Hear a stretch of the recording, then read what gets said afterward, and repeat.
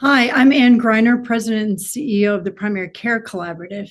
And for those of you who may not know the PCC, we are a national organization that convenes stakeholders across the healthcare system. And each of these stakeholders are committed to improving the nation's health by strengthening primary care. I'm thrilled to welcome experts to discuss how we better coordinate team-based approaches to managing chronic conditions. We're partnering with the American College of Clinical Pharmacists on this webinar, and they are a longtime collaborator of ours. In fact, we worked with them many, many years ago to introduce strategies focused on comprehensive medication management. And I think one of our staff teams will drop that resource into the chat. I think we know that primary care can really better help coordinate folks who have coordinate care for folks who have chronic conditions. And that really runs the gambit, everything from standard checkups to lifestyle adjustments to effective medication management to behavioral health support.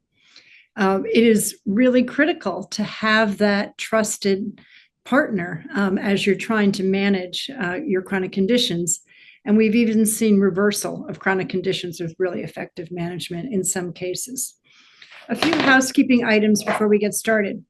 This session, like all of PCC webinars, is recorded, and we will get the webinar recording up on our website within 48 hours.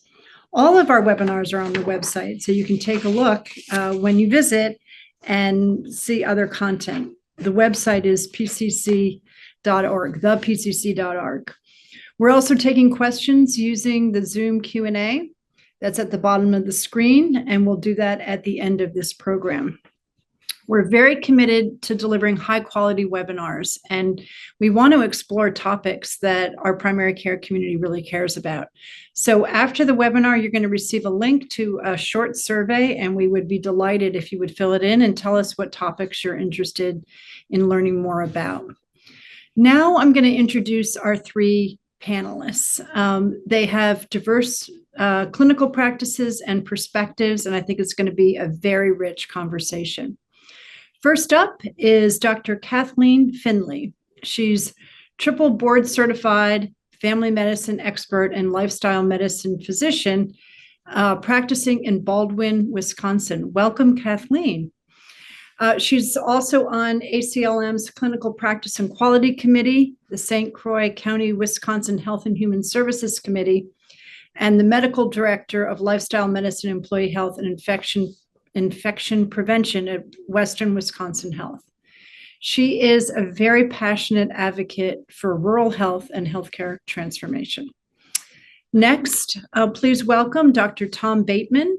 He's board certified ambulatory care pharmacist and currently serves as the lead clinical pharmacist at Henry J. Austin Health Center, which is an FQHC in Trenton, New Jersey.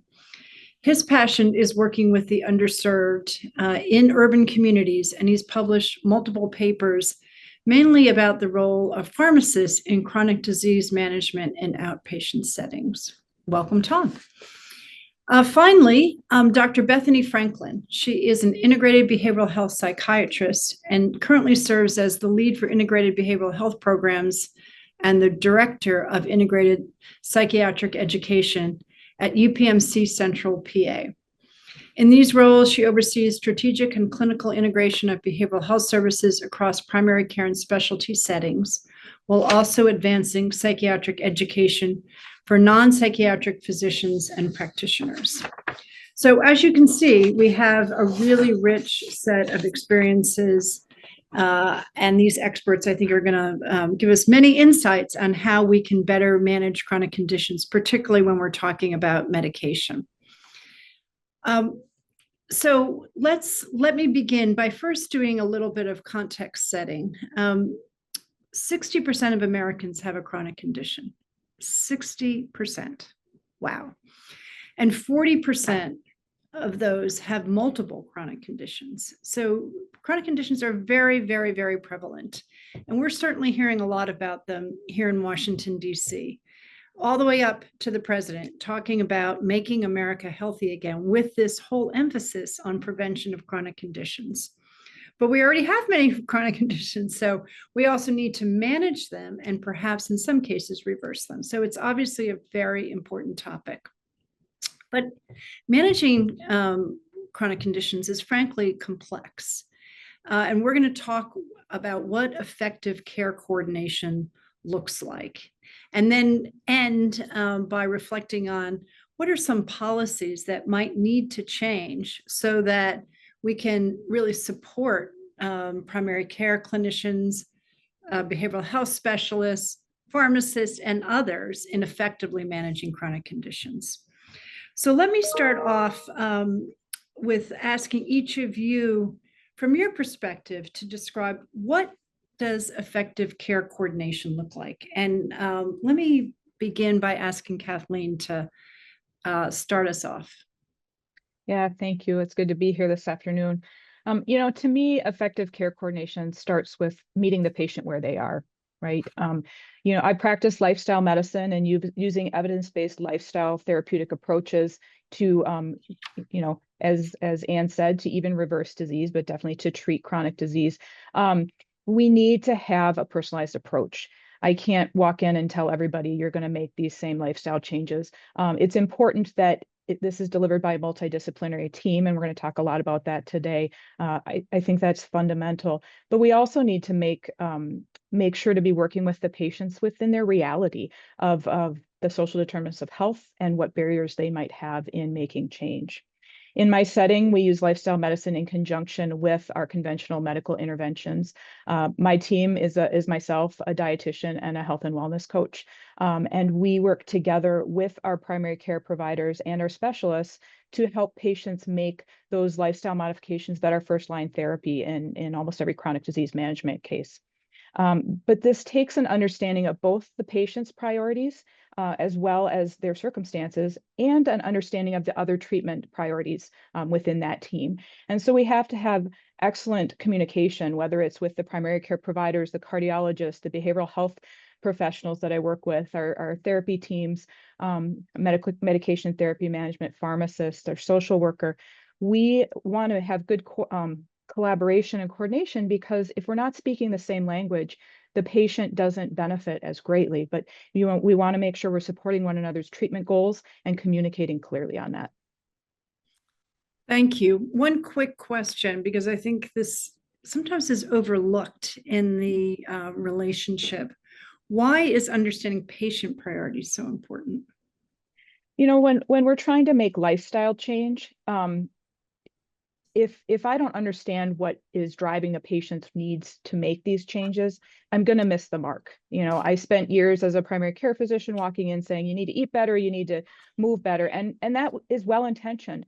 But if I don't understand the limitations that somebody has around how they are eating or what is important to them, I want to be able to eat this at my daughter's graduation party that's coming up, or I want to be able to do this activity with my family. We're missing the mark, and we don't have as effective care. So again, if I understand the priorities behind the change that patients want to make, they're more engaged in taking that action and staying committed to the change. Thanks, Kathleen. Bethany.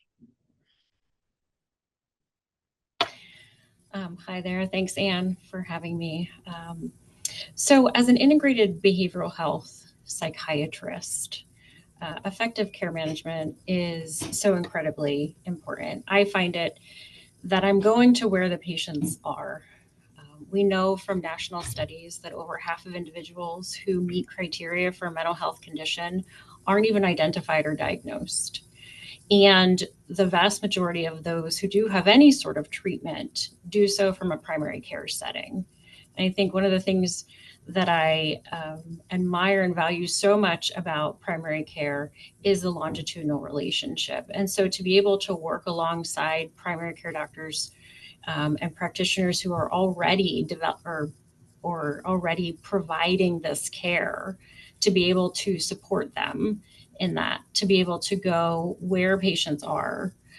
And then there's this bidirectional relationship between that we're going to talk more about, but between mental health conditions and chronic conditions. Just about every chronic condition has a percentage overlap and an increased risk of depression and anxiety. And so, how do we treat somebody as a whole individual? How do we divide this, or how do we cross this artificial divide between their medical health and their mental health to be able to address it, to identify it all, and to work together so that we can improve the mortality statistics, so that we can improve the morbidity statistics of individuals who have chronic medical health conditions, who have chronic mental health conditions. And so where I am, I practice in the collaborative care setting. So we integrate a behavioral health care manager in primary care settings, but also we have collaborative care in an HIV clinic. And so we've seen over and over again, when we can help to support their mental health and help to support medications and help to meet the patient where they're at, just like Kathleen said, we also see improvements in their adherence to art, and we see improvements in their adherence to diabetes medications. And so it's really, again, just echoing what Kathleen said, meeting the patient where they're already at, improving screening, improving identification and diagnosis, and getting the treatment sooner rather than later within a trusted relationship with this primary care physician or practitioner, and having the team around the patient to be able to support them in that. Super, thank you. Tom. Okay, hello everyone. I couldn't agree more with Kathleen and Bethany. We want to put the patient first and at the center. So as a clinical pharmacist, I'm practicing currently in a federally qualified health center, so I'm working with a primary care team. So most of the patients I'm working with have been referred directly from the primary care provider. And so my role is really to primarily focus on the medication management, prescription medications, non-prescription medications, supplements, vitamins, et cetera. And one of the strategies that I'm using is the pharmacist patient care process. So I'm trying to collect information, assess, plan, follow up, implement. But at the very center of that process is the patient. So everything I'm doing to try to create the best medication regimen for the patient is really in collaboration with the patient. And so as I'm having these one-on-one meetings with the patient to figure out the best regimen, I also need to bring that information back to the team. So doing things like documenting in the electronic health records so that we can have a coordinated, documented plan, and the entire team is on board with that. We also have an integrated behavioral health model at the FQHC where I practice. So there's a lot of different blending of roles. So for example, if I'm conducting an encounter, maybe focused on diabetes, I might also conduct a mental health screening. And if that comes back as a positive score, I can bring that back to the team and we can sort of figure out what the best plan is to get the patient the care that they need. So we really try to blend one another's roles and have structure in place so that we can then kind of execute that plan and get the patient what they need. Right. So this is a complex dance, if you will, with many, many involved. But I think each of you stressed how critical it is to put the patient at the center, and that their priorities are critical to understand and to take into account, and also their environment in which they're living and working and playing and everything else will have an effect on how the care plan is implemented or even designed. So there's multiple interventions, particularly if you have both a physical set of conditions or maybe multiple conditions and a mental health condition. There's a lot of different drug interventions that might be prescribed. And then there's some interventions potentially around lifestyle choices and behavior. That's pretty complex, and that's a lot for a patient. So any of you can answer, how do you balance all of these various things that are coming at the patient? And when do you call for additional support if needed. Well, I'll open that if I may, Anne. Sure. I present this to patients as we're building a toolkit, right? Think of it as a tool bag, and we want to bring all the tools together. And so the medications that they're prescribed by their primary care provider are some of the tools. The tools that they can bring into lifestyle change, that might be part of it. Maybe a patient has need for physical therapy. That's more tools that we're going to bring in, and trying to create this vision that this is a partnership between the whole team. All of us working in the same direction is important. And so, I've developed within our organization to understand what my boundaries are, which was challenging, to be honest, as a primary care provider.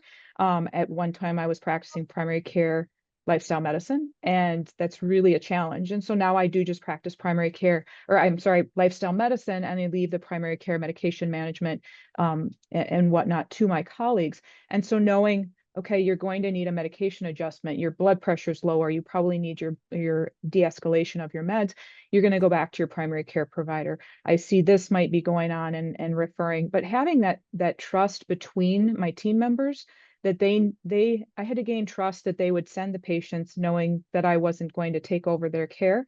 I was going to support their care, and vice versa, knowing that I can send them back to my trusted partners for those other needs, and just trying to look at it from what is the best care that can be provided to the patient, who is the right person to provide that, or the right team to provide that.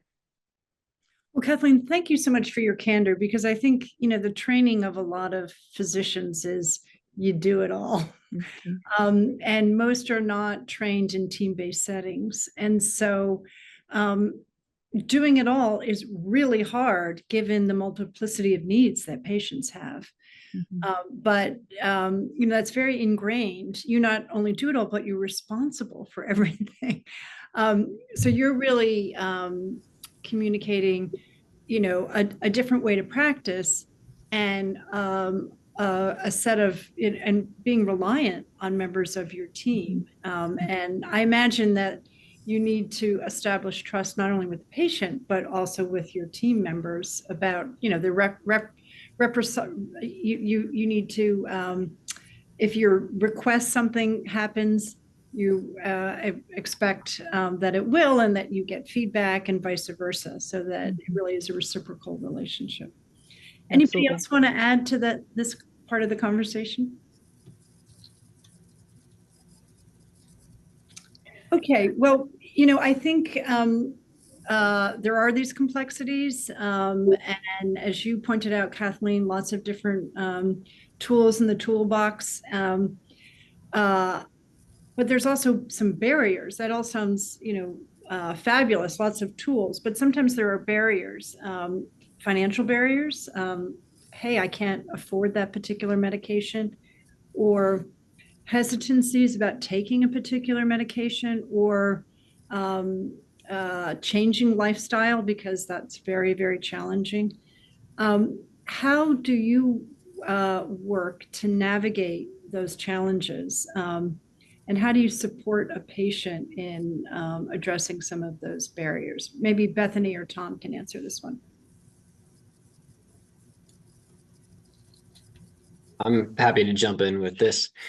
So I think we've already talked a lot about putting the patient at the center, and actually what does that look like, or how do you accomplish that? So like one of the strategies that I'll commonly use is motivational interviewing, to really try to establish the trust with the patient and build rapport. That's really my first step. And when I joined the FQHC, our CMO really advocated for this practice of asking the patient, what else do you want to talk about as the patient arrives? And so that's something I still practice. So when I'm first meeting with a patient, I will ask them multiple times about what their chief complaint is, what they want to take care of, what's going on. Again, just really trying to build rapport. And I think that's the best opportunity to allow patients to express what they want, what they're ready to do, what their views are on their own health. And then I just try to really reflect back to the patient to ensure that I'm understanding exactly where they're coming from and what they want to do. And towards the latter part of the appointment is really where I start to ask if it's okay if I provide a little bit of information or my interpretation of what's happening and present some options to the patient about what we can do. And then and only then will I really start to actually create or implement that plan with the patient. So again, I really just try to let the patient do the talking and then review what the options are. And those can be, again, prescription, non-prescription medications, some sort of lifestyle intervention, but making sure that we're just having like a shared understanding about what's actually going to happen so we can make progress towards health. I'll jump in here if you don't mind. And Yeah, of course. I think this is an incredible role for a team as well, because there are so many times when these barriers or the hesitancies may come out to one team member just because a certain question was worded a slightly different way, but it didn't come out to a different team member. And so communication, asking permission to say, hey, can I share this with this so-and-so doctor? Can I share this with your care manager? Because I think this is important for them to know. It sounds like this is something that you're really struggling with, and that's okay. We can talk more about it. But this information would be helpful for them to know. And so just the communication and the team-based aspect as well can be really, really valuable. It depends upon the day, right? Someone might be very talkative one day. It could be the individual they feel a particular connection to, and they decide to tell them something that is absolutely critical to understanding, either their economic situation, their family situation, something about their health. And it may not, to your point, Tom, it may not be revealed the first time you ask the question. And if you immediately move toward diagnosis and treatment, you may never really learn what's going on with the patient. So this approach does seem to take more time to get to know the patient. I'm curious how you're able to facilitate, those longer visits to get that kind of time, or is it that you really rely on many touches with members of the team and then collecting that information to get a better picture of the patient? Yeah, I mean, certainly at my practice, we used to have longer visits with the clinical pharmacist, but we've been trying to accommodate more patients on our schedule, so the visits have gotten a little bit shorter. So there are instances where we will have like more frequent visits with fewer interventions. But I think that the biggest hurdle is not always like the time, but sometimes like what is the patient ready to actually work on today? So I'll work with students who are on their rotations in school, and they'll come up with all sorts of wonderful interventions that we could implement. And they have 5 different things that they recommend doing today, but that can be overwhelming for patients. And so we'll just try to figure out what is the most acute thing that we need to figure out. So that's in part what is our own clinical judgment based on like the scenario, but in part, what does the patient actually want to work on and what do we actually think they will implement? And then what can we actually get done in the allotted amount of time? And different practice sites are going to have different time allotments for those encounters, and that can be up to the practice site. That's okay. But I think as long as there's a blended approach between like what's clinically the most acute thing to do and what is the patient ready to do. That makes a lot of sense.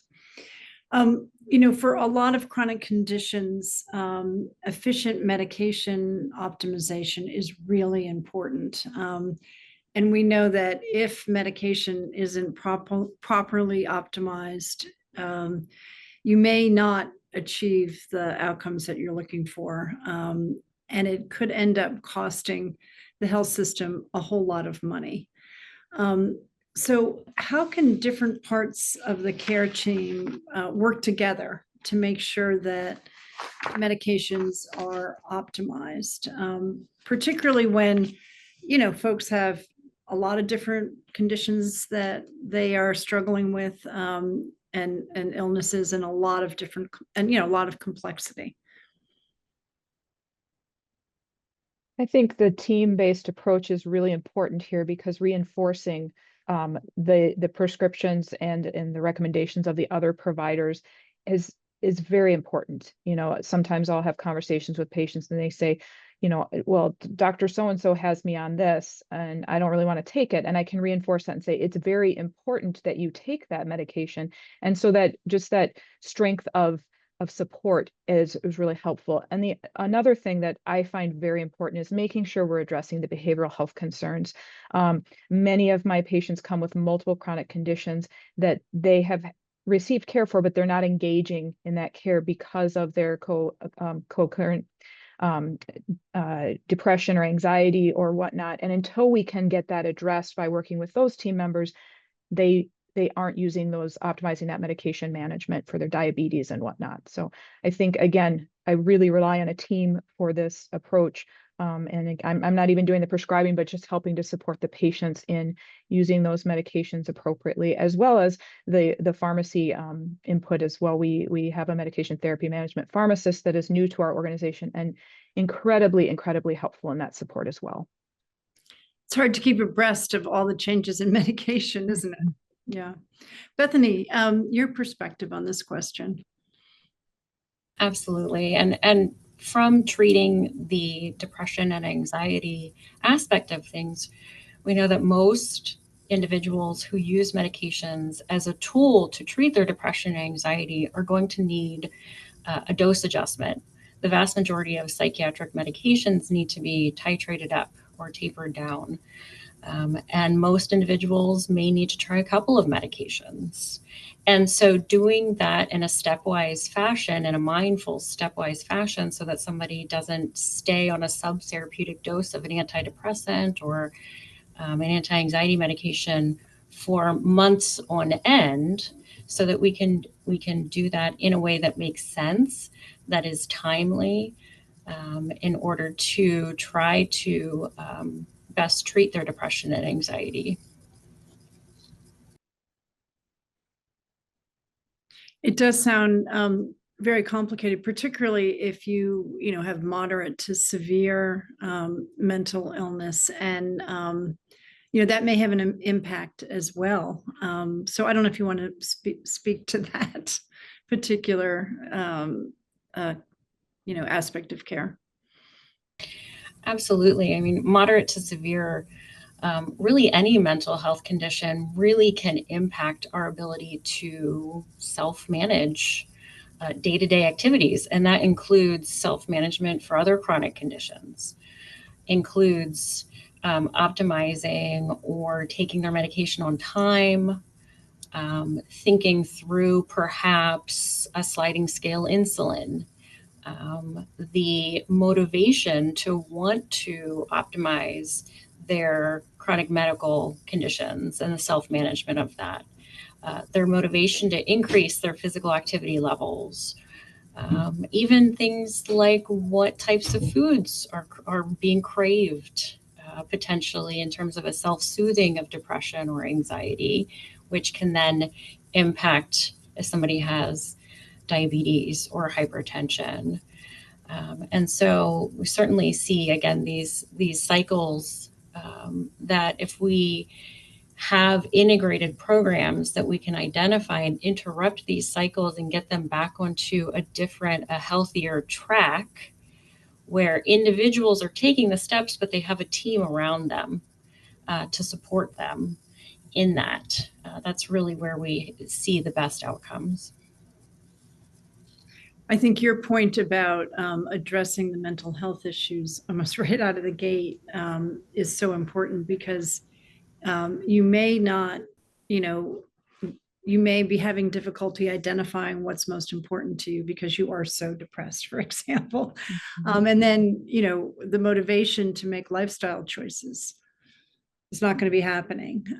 So it just does seem to be absolutely critical. And yet, unfortunately, in our healthcare system, too often these are, separate care teams and separate offices, not integrated. You all are so fortunate to work in integrated settings, and we need to spread and scale this kind of integrated practice, because people aren't getting what they need, and so it just exacerbates their conditions, or it just prolongs restoration of health, because they're not getting their needs addressed. You know, there's been a lot of conversation across the country, but particularly in Washington, DC, about chronic conditions, type 2 diabetes, hypertension, other physical ailments. But, there's also, we talked a little bit about this, but,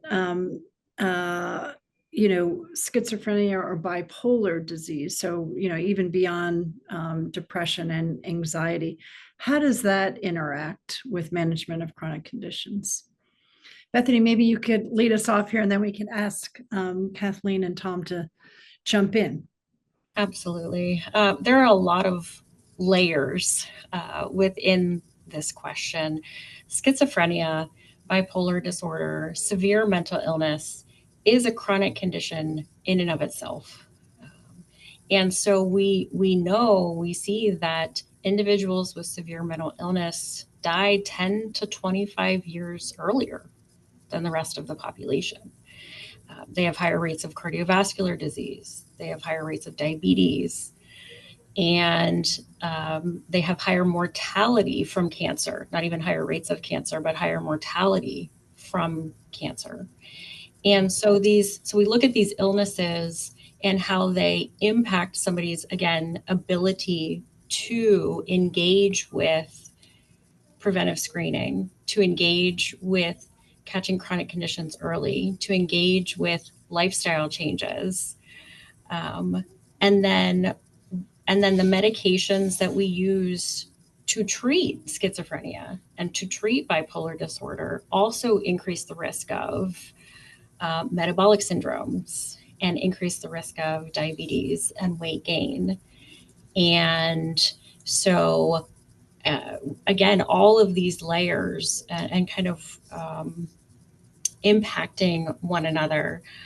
There are studies looking at individuals, again, with schizophrenia, bipolar disorder, severe mental illness, having higher rates of mortality from respiratory illnesses.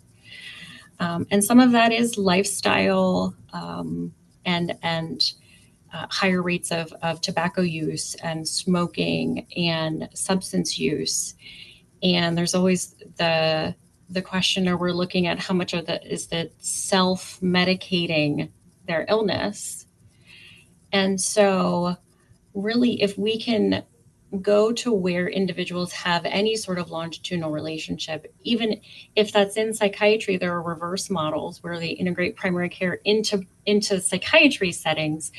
But as we're primary care here, looking at if they have any sort of longitudinal relationship. So for example, in the HIV clinic that I work closely with, who have wonderful longitudinal relationships with their patients for art, and where it has been destigmatized, that we can then integrate the treatment for their bipolar disorder, the treatment for their schizophrenia, continually looking at and helping to bridge if this person does need to really meet one-on-one with a psychiatrist on a longitudinal basis, versus can we keep an eye on that in the clinic where they feel safe and they feel heard and they feel seen and they reliably come to.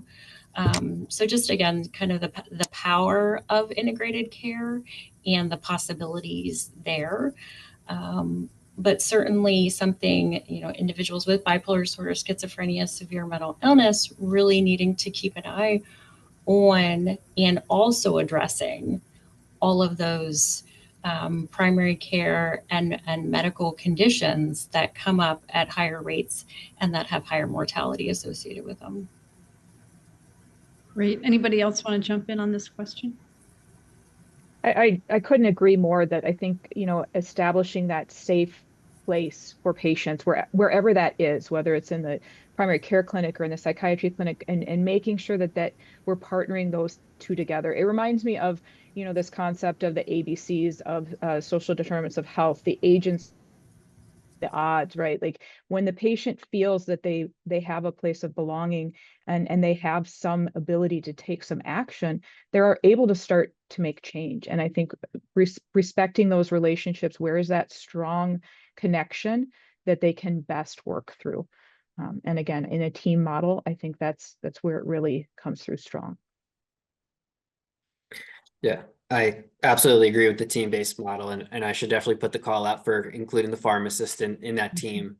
Um, I know that at our health center, one of the ways we also create some structure is we will screen everybody for mental health conditions. And as we have, things that pop up, such as like a PHQ-9, we as a team will bring these patients for a group discussion. And during this group discussion, we can figure out between the primary care provider, the clinical pharmacist, the behavioral health coach, the directors of those departments, what are the needs that the patient has at this time? Would this patient do well to be served at our primary care site for all of their primary care and mental health needs kind of simultaneously, or do they need some sort of higher level of care? And so that way we can have these individual meetings with the patients, but also discuss them at the team level. So again, we're blending one another's roles and everybody understands how the patient is progressing and they're getting exactly what they need.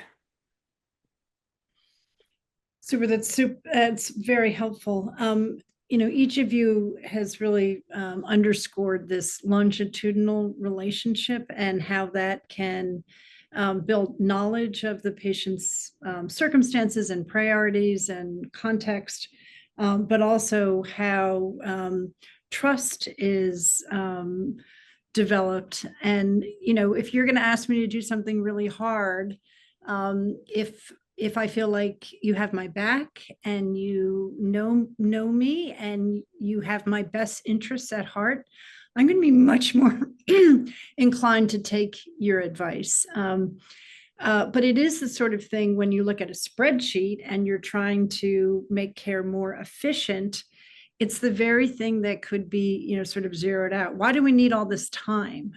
Can't we do X, Y, or Z more quickly? And yet, I think for folks who have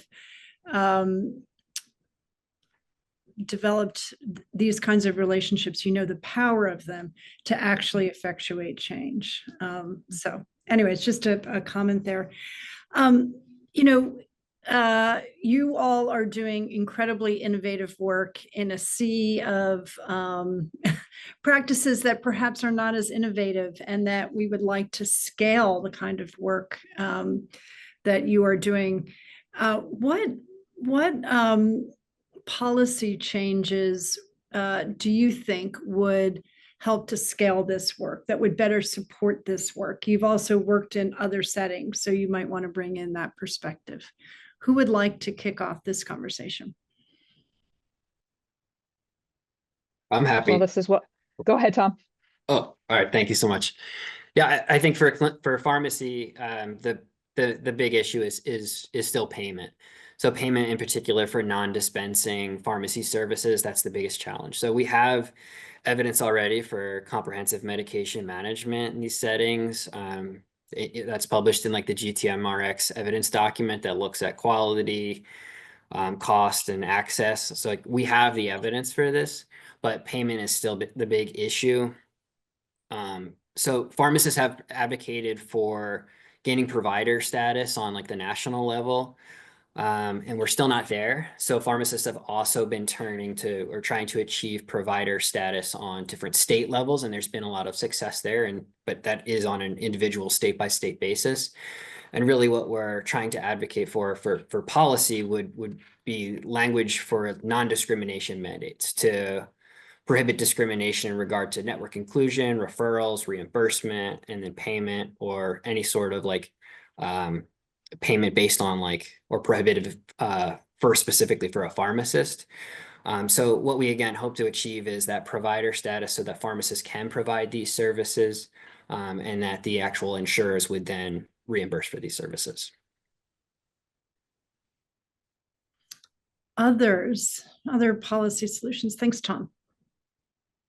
Well, I want to echo Tom's statement about coverage, and I work with other providers who are not reimbursed for their work, and we need to continue to look at these teams and the team models and say, who else needs to be a part of this, and how do we get the reimbursement to match with that?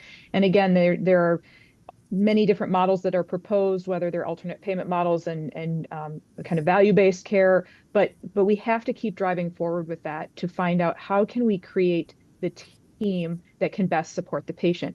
And I think the other reality is that team looks very different, whether it's in Trenton, New Jersey or Baldwin, Wisconsin, right? We have to have some flexibility to build the right team for the right setting, and to create that time and space to get to know the patient and support them in a longitudinal fashion. And again, as a primary care physician at heart, I would say my colleagues in primary care need the time to do that, and they need to spend less time on prior auths and some of this busy work that is taking up the time that I believe we all go into primary care wanting that longitudinal relationship. How do we get that time back? How do we rebuild that structure? So. And from my perspective, working in an integrated behavioral health setting, and specifically in the collaborative care setting, and there are billable codes, but improving reimbursement rates, a more uniform reimbursement rate, and also not limiting the number of subsequent codes that can be billed for and reimbursed for. Funding is a huge barrier to implementing collaborative care. It's difficult to break even from a pure billing fee-for-service type perspective, even though the programs and the return on investment studies are so positive, and the value brought in terms of to the PCP and to the patient and the PCP satisfaction are great. The reimbursement, sometimes it's difficult to, from a bottom line perspective, to make that work. So payment is something that PCC works on a lot. And we do take as our Bible, if you will, the National Academy of Science, Engineering, and Medicine report on primary care. And, what they recommend that we move to a hybrid payment model where you've got a mix, predominant prospective payment that's monthly, and covers a whole range of services, and then some fee-for-service payment that covers things that you really want to incent or that not all practitioners do. And when I think about this prospective payment, it's really important that it's adequate to support the kinds of services that you all are talking about, but also flexible, because as you pointed out, Kathleen, the needs of patients in rural Wisconsin may be different than the patients that Tom's taking care of in an urban area of Trenton. And so, that we know that there's complexity in this, but we do need an adequate payment to really provide enough resources so that the team can meet the needs of patients and actually make a difference in their health outcomes.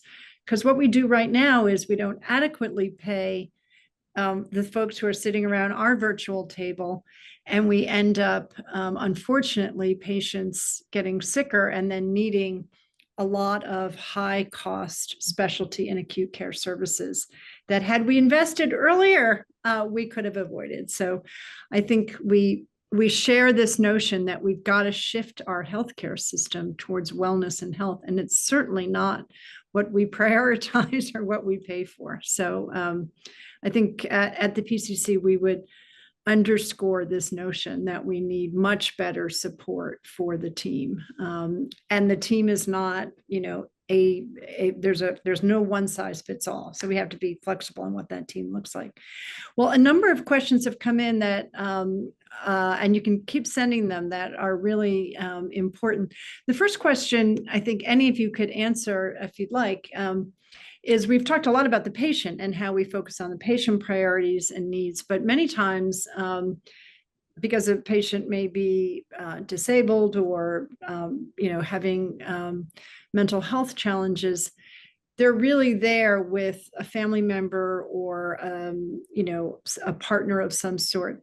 How do you incorporate family members or close partners into your approach to care coordination and integration?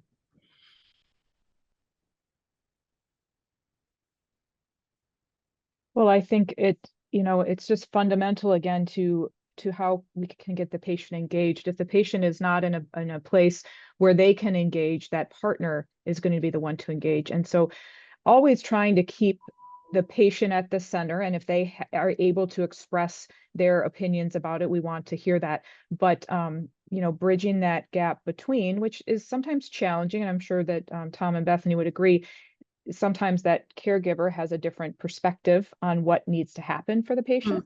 And so that balance and that kind of that trying to have a foot in both sides of saying, okay, here's what's important to this patient.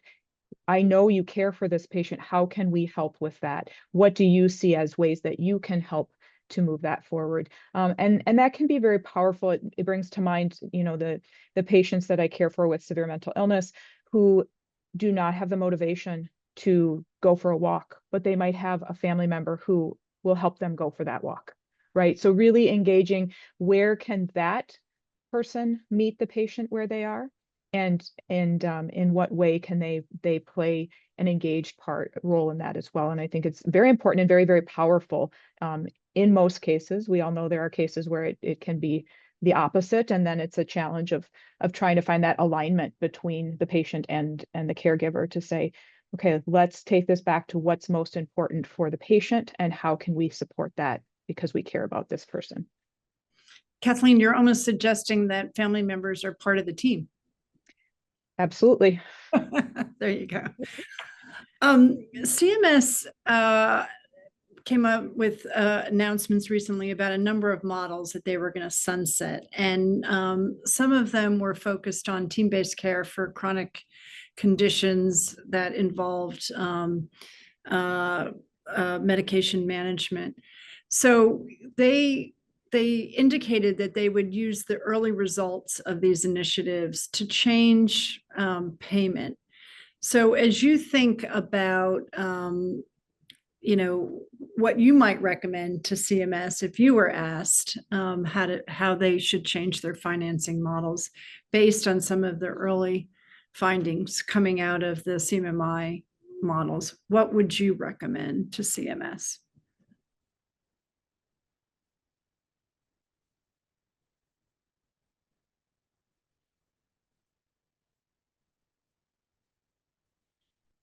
Anybody want to take that one? Sure. I mean, I think from the pharmacist perspective, we would like to be able to see those non-discrimination mandates, the mandates to hopefully prohibit the discrimination so that the pharmacist can provide these services and still seek that payment. And I think that, as you kind of discussed earlier, that sounds like a great idea, that there's some sort of prospective payment, but also that reimbursement. I don't have like all the answers, and I know the national academies will be discussing this in the near future about like what that could look like for the pharmacist. But I think right now, just looking to create some sort of new payment structure for the non-dispensing pharmacy services is really what's critical. Yeah, and I do want to speak to that because I think that you're raising the whole, provider status policy, but there are ways to finance the team and incorporate folks into the team without that sort of, addressing the provider status and that is actually what NASM does recommend, because we have gone down this road of, a lot of the provider, and what they're suggesting is that we think not about each provider and the codes related to each provider and payment there, but that we actually think about a more robust, comprehensive payment to the team that then figures out, how to disperse the dollars. So anyway, I did want to put that option on the table as well. And so I'll be honest, there's diversity in our membership about different ways to approach these things, but I did want to go back to what the National Academy of Science, Engineering, and Medicine has suggested. Let's see, other questions that have come up. Let's talk a little bit about technology. How are you all using technology to support care coordination and integration. What have you found to be effective in to really help support the team in doing this work? Anybody can answer this one. So this is really challenging in a setting that I'm working in a rural health clinic with limited resources, and I've explored a lot of different technological options of how to reach patients and stay in contact with them, how to continue to nudge them in their lifestyle change. But of course, they all come with a price tag, and without some kind of model that provides, like the prospective model, which would provide some funding up front, we're reliant on generating the revenue. And right now, it's just generating enough revenue to pay for the providers that are involved, right? And so, again, as we look at these other models, trying to get more bundled payments of some type that will allow us to leverage technology in different ways for the patients. And again, I think that's going to be very unique to the setting. I think, another thing that I'm very interested in is how can we leverage technology to mine the data from the medical records to look for the patients that need the care. But it's challenging, especially when we're working in underserved populations and don't have large organizations behind this that might have the bandwidth to support those things. And I want to, if I can, just pop back to the last question about what are some of the changes we need to see in the models or with the results of that.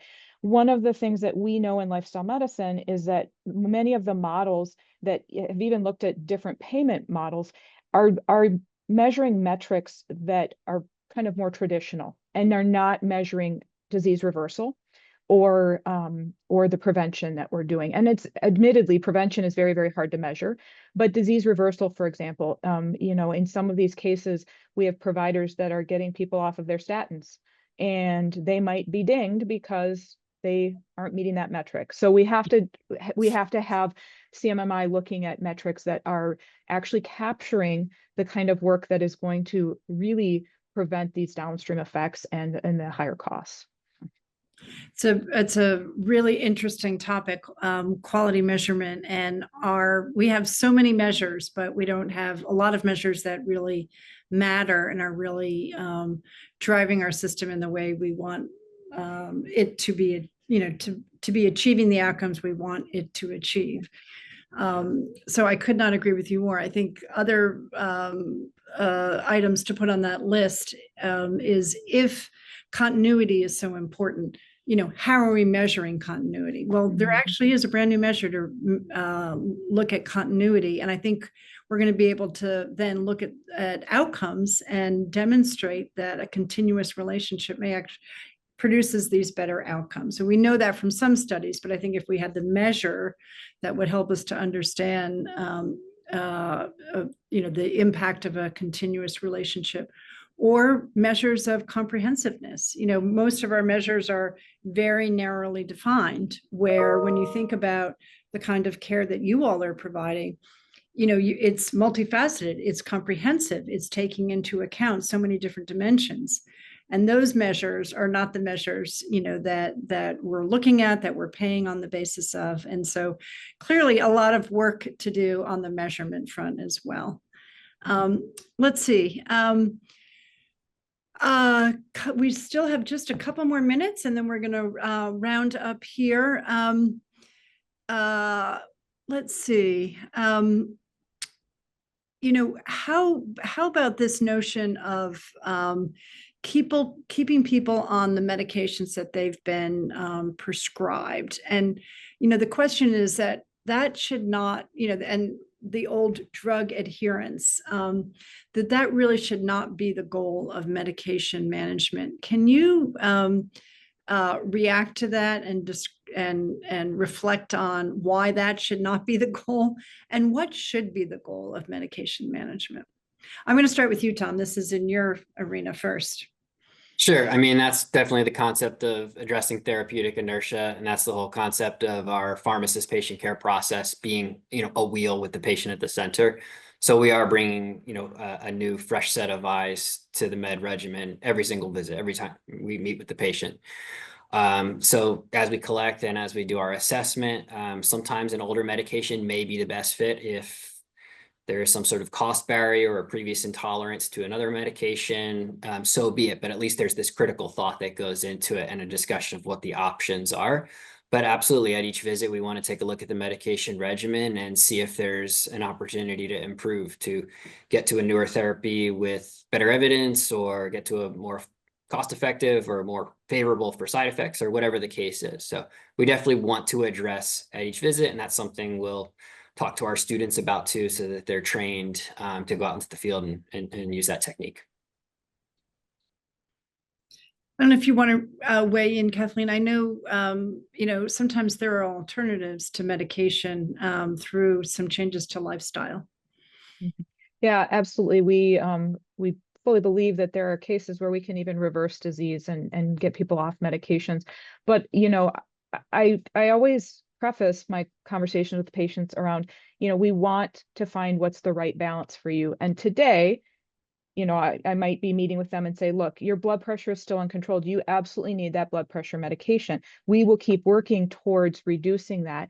And we will work with your provider who is prescribing that to move in that direction. So it's not an end all that this is where you're going to be for the rest of your life. But I'm also not going to guarantee that I'm going to be able to get you off all medications. It's so complex, but let's bring in all the tools that we can to work towards that goal. And be examining, like, how is this working for you? And when I have patients that come in and say, this medication is giving me this side effect, and I go back to, well, how is that working for you? And what is your understanding of how that is supposed to be helping you? And if they feel that it's not, I do direct them back to their provider to say, you need to communicate that back. Because I also know that oftentimes the patient says, well, Bethany prescribed this, I need to take this until I see her again in 6 months. And that's also not the truth, right? We're all open to having patients come back, but sometimes they don't understand that that's a perceived barrier that we can get around and say, no, let's go back to the table and talk about, is this the best for you? So I think there's perspective from both the provider and the patient on where that medication adherence needs to be. And I think, again, it's that personalized approach as to what works for you now and where do you want to move with this. I also have patients that are angry with me because I don't prescribe them meds. I just want the pill, and that's not what I'm doing. But there are patients that don't want to be off their meds either and aren't ready to make lifestyle change. So it's again that balance of what is going to be best for the patient today. And I really appreciate Tom's perspective on a fresh look every time that they meet to see, okay, where are we today and where do we want to be moving towards? Super. Bethany, anything you want to add to that?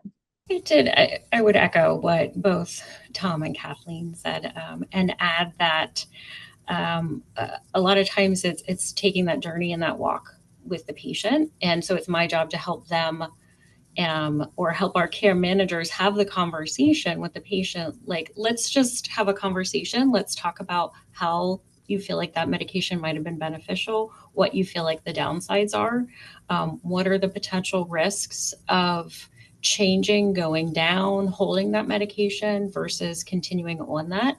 And if you would like to be off of a medication, even if the team feels like it's really been helpful, okay, we'll walk alongside you and maybe even have closer follow-up, so that if some symptoms start to come back, we can have another conversation. We can talk about potentially alternatives. We can talk about lifestyle things. We can talk about maybe getting in with a longitudinal psychotherapist to work through some things.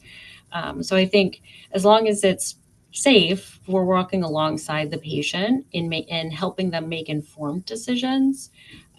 Because I have found a lot that sometimes people need to sort of experiment a little bit and see it for themselves and see, I don't think this medication is doing a lot for me. And a lot of times when they might reduce or go off of it, wait, that was doing a lot more than I thought it was. And we've certainly been in circumstances where I wouldn't recommend stopping a lot of medications all at the same time, but they said this, and this are better. And say, okay, let's talk about that. Please talk to us before you just stop your medications. But we hear that this is not comfortable for you. And so let's talk about the alternatives. So again, just meeting the patients where they're at and really listening and team-based and keeping the patient at the center. Well, please join me in thanking an extraordinary panel. I, for one, would like to get care at any of your practices, and really appreciate the thoughtfulness that you bring to your work and your commitment to the patients. I really also want to thank the American College of Clinical Pharmacists for their help with this webinar and for their partnership over so many years. So please share the webinar with your colleagues and friends, answer the survey, and have a wonderful afternoon.